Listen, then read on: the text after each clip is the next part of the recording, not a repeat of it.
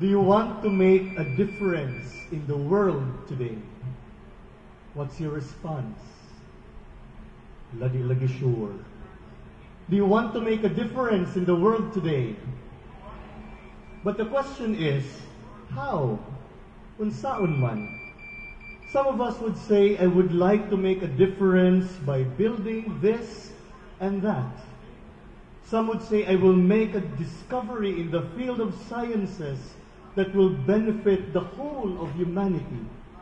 Or others would say, akong i-donate or ipaambit ang akong mga kabtangan, ilabi na alang sa mga tao na nagkinahanglan pag-ayo. And some would say, I will make something unique but useful for the whole of humanity. And many more. How about you? How will you make a difference in the world today? Today's readings, we are all invited by the Lord that as Christians, as His followers here on earth, we can make a great difference in the world today. How? We are presented with an alternative way of being, a radical contrast to the ways of the world. And this is the way of the citizens of the heavenly kingdom.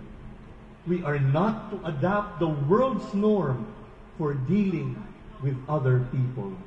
Kita gitawag o gihawhag sa atong Ginoo na isip iya mga sumusunod, isip mga Kristohanon, dili kita musunod sa paagi sa kalibutan, ilabi na sa pagtratar o pakig-unong sa atong isip katao. In today's first reading from the first book of Samuel, David refused to retaliate against Saul despite being pursued and threatened with death. Bisan kung si David gihulga na nga patyo ni Saul, wala gihapon siya ni balos. David made a difference when he did not repay injury with injury to Saul, the anointed king of Israel. Wala misunod sa paagi sa kalibutan nga mao ang pagbalos ngadto kang Saul.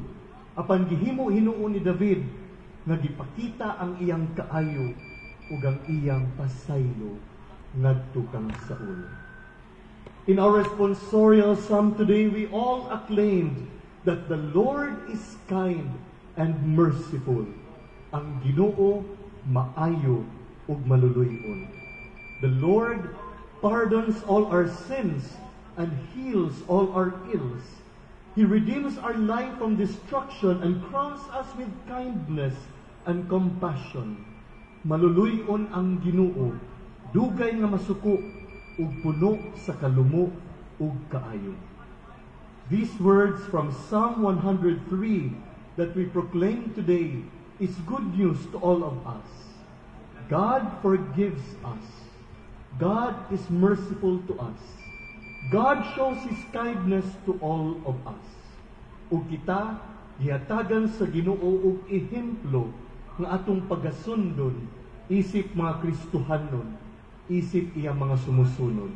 Nga kita usab magmaluluy-on ug mapasayloon ilabi na sa mga nakasala kanato. When we are kind and merciful, we make a difference in our world today. We go against the flow.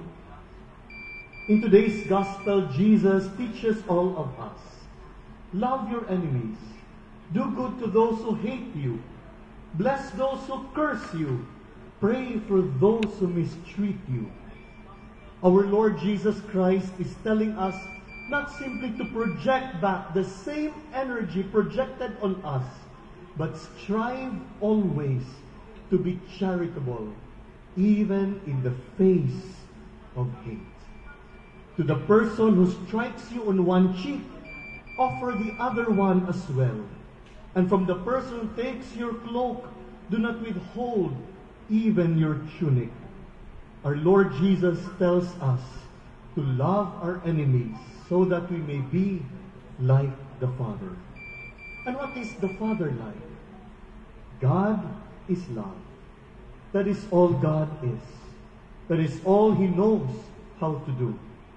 God is not like us, unstable, and moving from one attitude to another. God is merciful. God is simply love. And how do we express then our love even to our enemies and those who persecute us? Maybe you can ask, Father, unsaon man ako paghigugma ang akong mga kaaway ug katong mga tawo nga nagtamay, naglutos ug nagdaog-daog kanako.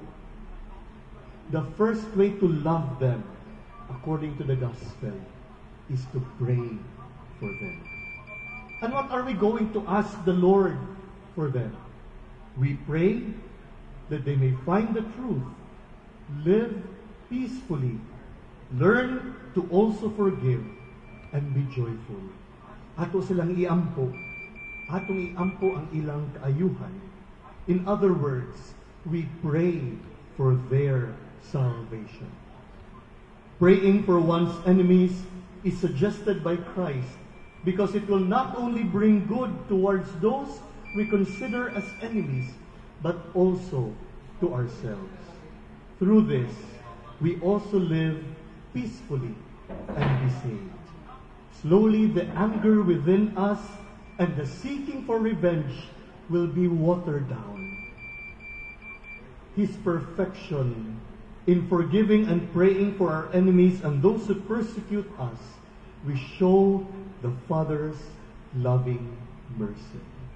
His perfection on us to others. G.K. Chesterton, an English writer, philosopher, and lay theologian, once wrote, and I quote, "The Bible tells us to love our neighbors and also to love our enemies, probably because generally they are the same people." End of quote. When we live the teaching of our Lord Jesus, when we love our enemies and do good to those who persecute us, we are making a difference in our world today, which highlights revenge, getting even, and hatred. Kita nga mga Kristohanon, magmahigugmaon ug magmapasayloon.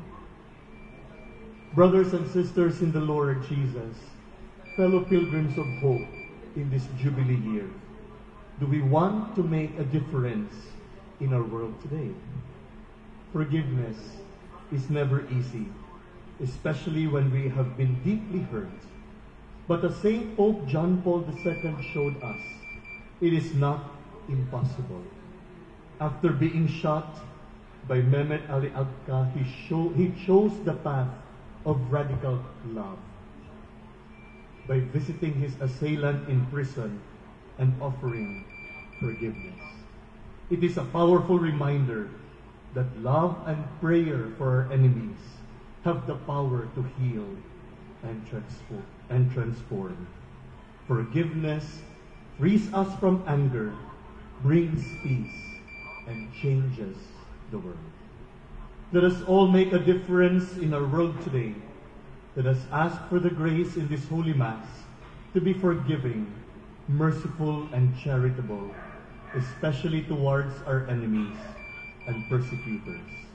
Let us dare to be different for our Lord Jesus. Amen.